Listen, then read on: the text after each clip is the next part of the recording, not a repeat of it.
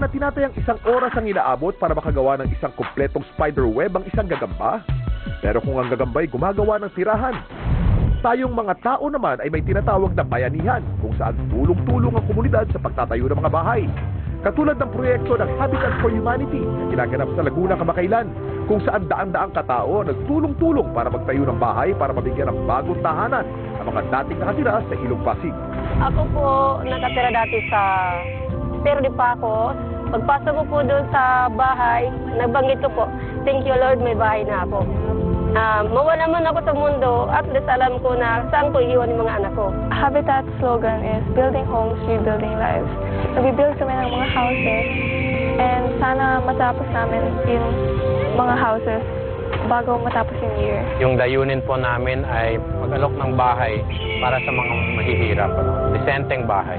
Mag-25 years na po kami dito at nakapagtayo na kami ng lampas na sa 30,000 na bahay.